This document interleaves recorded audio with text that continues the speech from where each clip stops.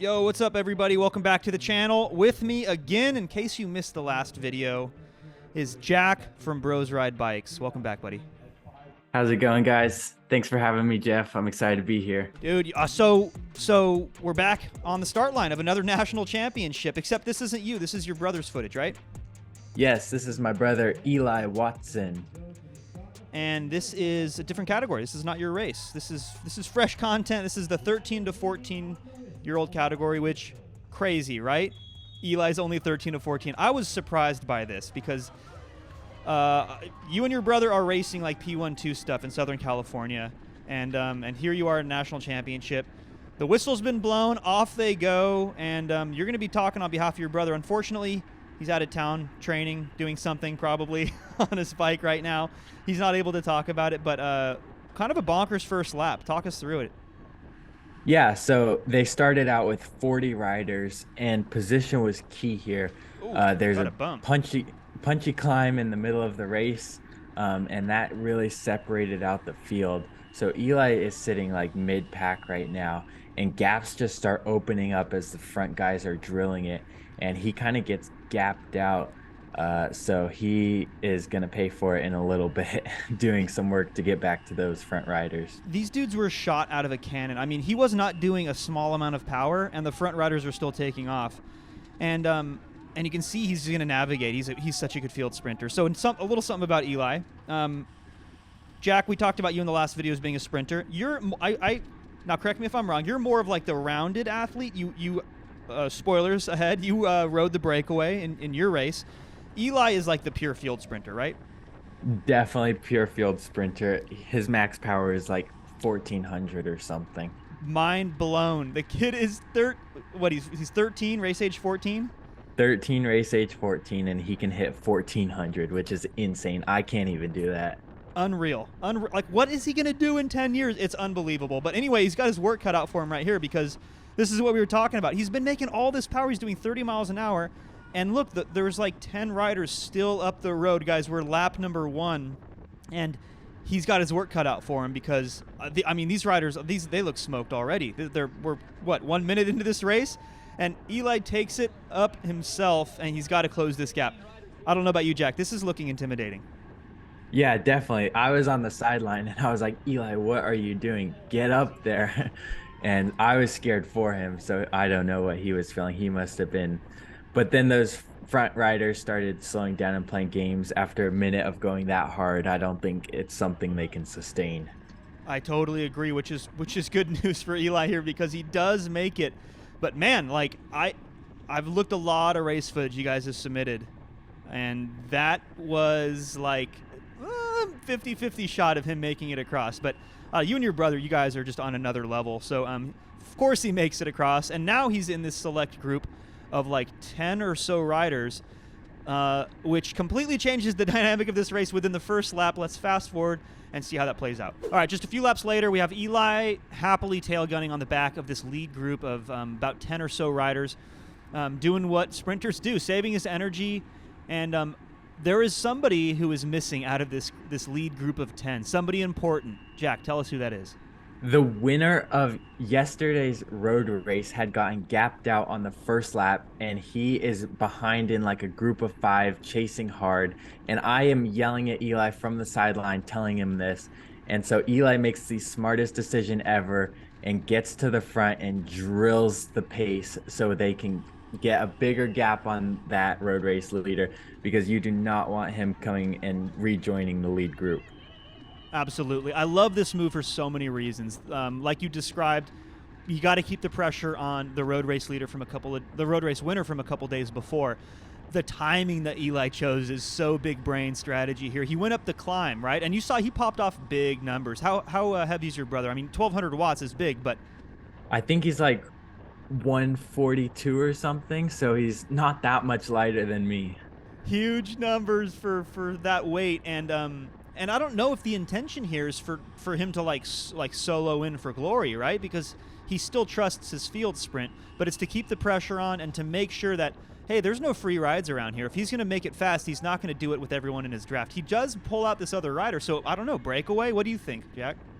Yeah, I think Eli just wants to put the pain on everyone, and if he can win from a breakaway, if he can get into a breakaway, the sprint odds are likely in his favor. So, yeah, his chances either way were amazing. So Right. he just wanted to make sure everyone was working and everyone was in a whole lot of pain. Especially the guy who was chasing, who won the road race a few days before. But yeah, like to your point, I mean, um, I talk about, field sprinters don't have to sprint from a field, right? The simple math is if you're in a group of 40, it's 1 versus 40. You can think of it like that. You can boil it down to the most simple terms. Then he was in a group of 10. Okay, 1 versus 10. I like my odds better there. Now he's 1 versus 2. He's 1 versus 1, rather, because there's only one other guy. So the odds just get better and better. He still has that ability to pop off huge numbers, but it looks like his breakmate here is looking back, kind of throwing in the towel, and yeah, they're getting chased from behind. So, ill-fated breakaway, but he really put the hurt on, which was the primary objective of that move. All right, Jack, we have fast forwarded. Now we're gonna watch your brother here. The last 3 laps, just like we did with your race. Last 3 laps, USA Crit Nationals 13-14. It's gonna be over here in just a couple of minutes. You can tell one thing, first of all, is this group has swelled a bit. Instead of 10, I think we're closer to 15 now. There were some games being played. A group of 5 chasers made it up to this lead group. Still no stress from Eli, right? He still has that monster sprint that he's leaning on. Yeah, he's definitely leaning towards a sprint. He's not going to attack this late into the race when his sprint odds are that good. So he's just following the wheels, trying to stay in good position and really make sure he can conserve as much energy as possible in these final laps. One interesting thing we didn't talk about is there are no teams in this race. Kind of interesting. Yeah, these younger fields, no teams, or if there were teams, there were none in this front group. So everyone is a solo rider working for themselves, trying to win a national title. So that changes the dynamic of the race quite a bit because when you identify a team, let's just say hypothetically there was a team of 3 riders in this group, they would the onus would be on them to set the pace.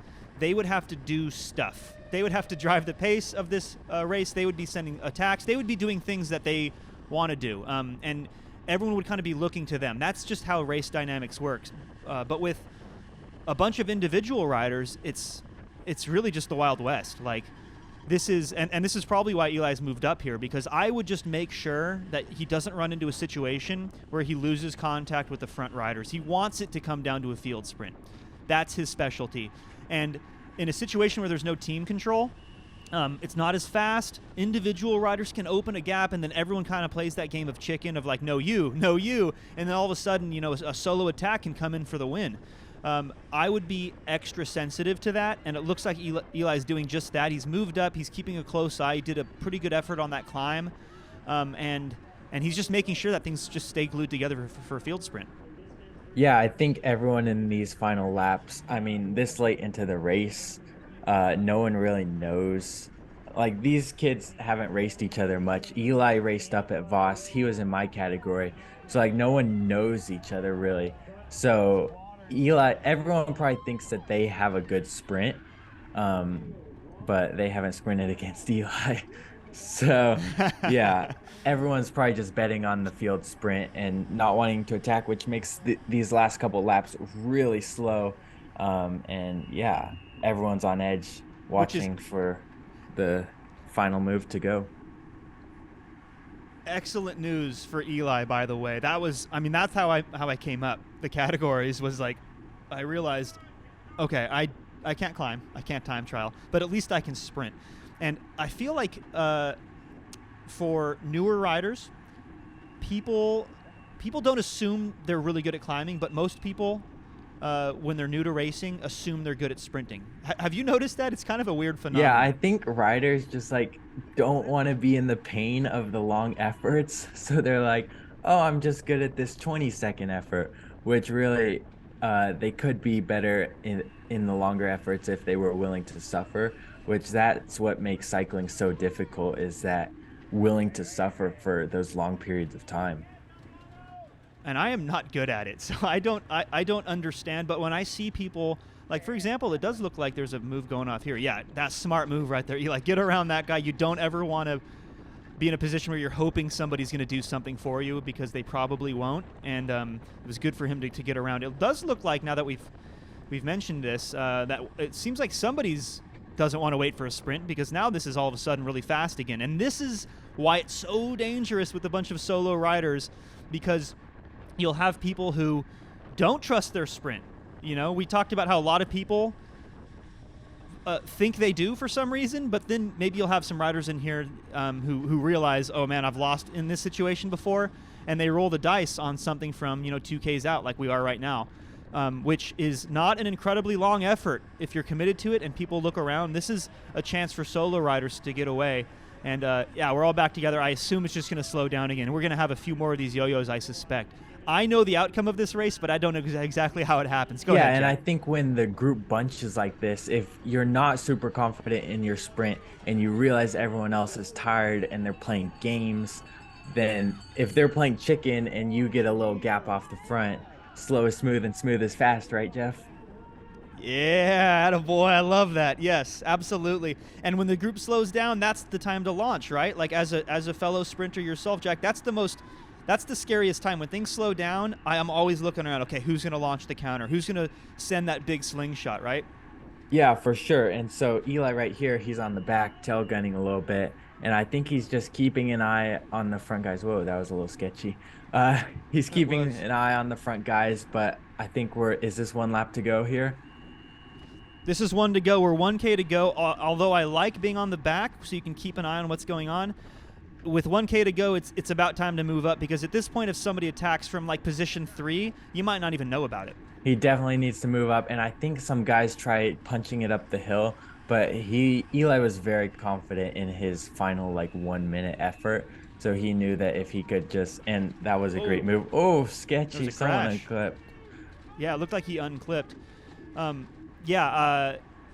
it's a risk reward equation that goes on when you're tail gunning like that, especially on the last lap, is you're thinking, well, what are the chances that somebody's going to get away? If you think it's low, tail gunning, you save a lot of energy. But I don't want to talk through the finish here, because we're 500 meters to go. He has moved himself into excellent position, avoided that unclipped rider. Oh, is he just going to... Oh, there goes his foot, and the rear cam comes unclipped as he starts sprinting with 400 meters to go. So he gets it back in, and someone comes up his inside, takes a little sketchy wild line, but now he's second wheel coming into the final corner, which is amazing for Eli, and he just launches immediately. I can't believe it. Looked like he was going around, and then I wouldn't have even noticed if he said anything. He unclipped his pedal. The kid is on another level. Look at this. I mean, he's still going to win this race, even though he unclipped his pedal with like 500 meters to go on the front. What an absolute stud. Man, I'm standing up right now, Jack. That was such an exciting finish. I can't believe it. What a well-deserved win for Eli. Wish we could have you on. You're going to be winning plenty more races, Eli, so keep that camera rolling. Same goes for you, Jack. I love what you guys are doing. I'm just going to echo my sentiment that we finished the last video with based on your footage. If you've missed it, go check it out. I won't spoil the result here, but Jack, you and your brother are doing something really special for USA Cycling right now, and I am 100% behind what you guys are doing.